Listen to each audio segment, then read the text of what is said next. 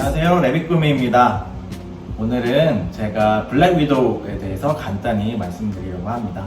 블랙 위도우는 워낙에 유명한 마블의 히어로죠. 여성 히어로고 이미 많은 분들이 보셨어요. 이미 지금 7월 13일 기준으로 했을 때 100만이 이미 넘었으니까요. 개봉한 지 얼마 되지 않았는데 굉장히 많은 분들이 관람을 했습니다. 이 코로나가 심해지는 상황에도 불구하고 조금 극장에서 보고 싶은 관객들이 굉장히 많이 있었던 것 같아요. 그래서 저도 지난주에 보고 왔고요. 굉장히 재미있고 마블다운 그런 액션 영화였습니다. 그리고 나타샤의 마지막 이야기잖아요.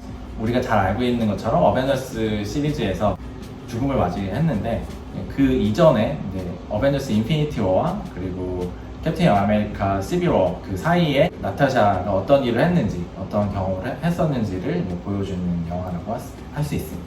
감독은 여성 감독이고요. 케이트 쇼틀랜드라는 감독인데 2004년에 아찔한 10대로 데뷔를 했고 그 다음에 로우나 베를린 신드롬 같은 영화들을 연출을 해서 약간 스릴러나 뭐 이런 드라마 장르 위주로 연출을 했었는데 액션은 처음이죠.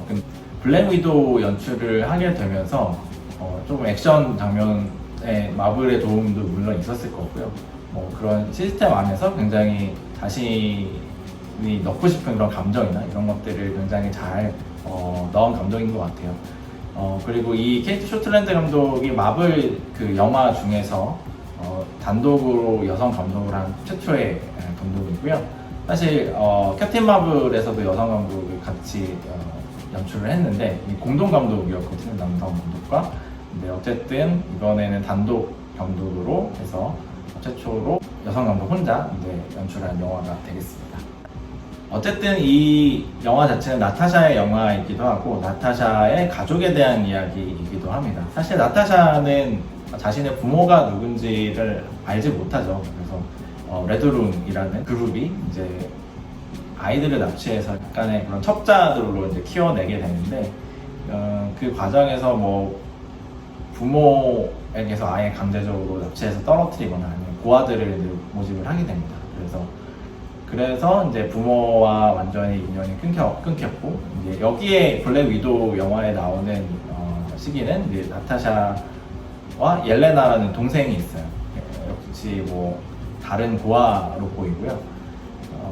어쨌든 3년 동안 약간 위장 생활을 한 거예요. 그래서 옐레나는 그거를 진짜 가족처럼 느끼고 나타샤의 경우에도 그 3년이라는 시간의 그런 추억이나 이런 좋은 점들을 굉장히 기억하고 있는 상황입니다. 그런데 그 기간이 3년이라는 기간이 끝난 이후에 이제 아빠와 엄마는 다 떨어지게 되고요. 그리고 레드룸이라는 집단에 의해서 다시 뭐 테스트를 받고 그리고 동료들이 죽는 걸 보고 뭐 자궁이나 이런 것들도 다 적출해내고 첩자로서의 삶을, 스파이로서의 삶을 살게 됩니다.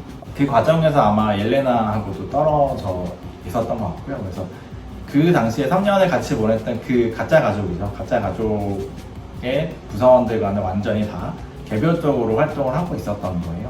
그런데 이번 영화에서는 그 가족들이 다 모이게 되고 그리고 서로가 가지고 있었던 감정들이나 이런 것들을 다 이제 은연중에 다 보여주게 되죠. 그거에 이제 그 레드룸이라는 그 집단을 아예 없애기 위해서 그 우두머리를 찾아서 없애기 위해서 이제 하는 게 주요 영화의 목적이긴 한데 그 과정에는 그 3년 동안 되게 행복하게 지냈던 그 가족에 대한 이야기가 같이 포함이 되어 있습니다. 사실 블랙 위도우로 나왔던 나타샤의 경우에는 사실은 전상을 굉장히 가려져 있던 인물이었죠. 그래서 사람들이 많이 궁금해하기도 했고요. 그리고 나타샤라는 인물 자체가 굉장히 외로워 보이는 인물이기도 하죠. 그 마블 시리즈에서 쉽게 이제 사람들이 믿지 못하고, 근데 그 신뢰가 한번 쌓이기 시작하면 굉장히 그 사람들한테 도움을 주려고 하고, 그리고 자신도 도움을 받고, 사실 어벤져스가 어떻게 보면은 나타샤한테는 새로운 가족이기도 하잖아요. 캡틴 아메리카 시빌 워 이후에 어벤져스들이 분열하면서 뭐 몇몇은 갇히기도 하고 그리고 정부에 쫓기기도 하는데 그때 이제 나타샤는 이게 진짜 가족이 아니었나? 라는 생각을 하게 되죠. 그런 감정을 가지고 이제 과거의 자신의 그 가짜 가족을 또 만나게 되면서 자신이 정말 진짜 내게 가족은 어떤 것인가, 그리고 이 가짜 가족은 진짜 나에게 가족이었나?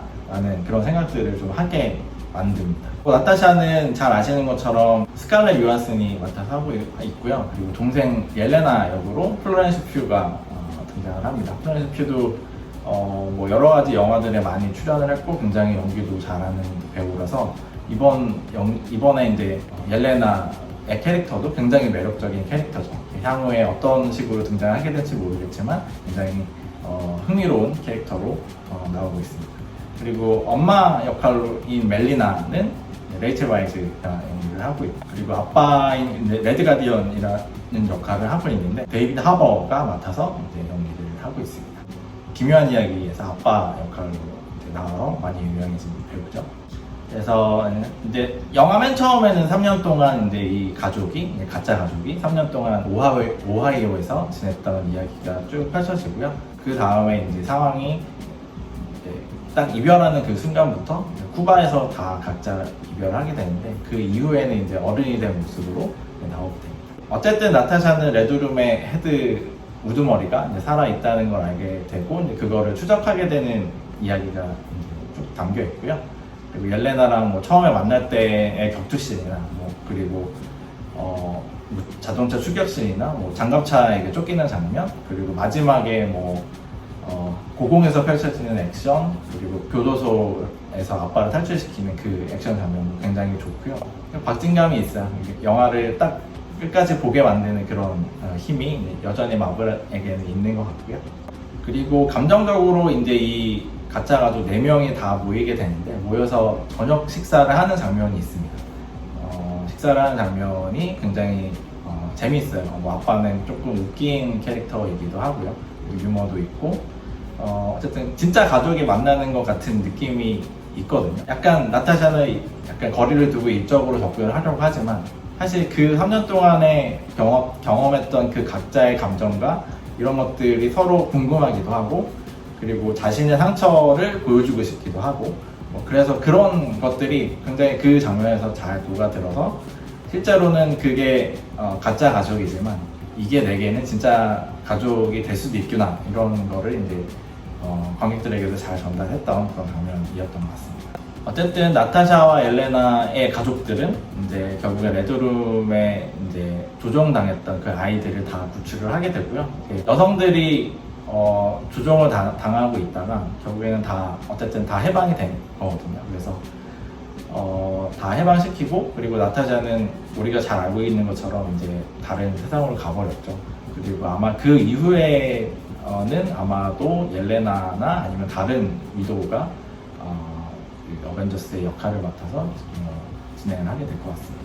이 영화는 앞에서도 말씀드렸던 것처럼 나타샤와 나타샤의 가족에 대한 이야기고요. 그리고 나타샤가 가족의 의미를 어떤 식으로 정의를 내리느냐가 향후에 이제 어벤져스 활동에도 영향을 주게 되는데, 그런 과정들이 굉장히 잘 감정적으로 들어가 있다라고 생각이 됩니다.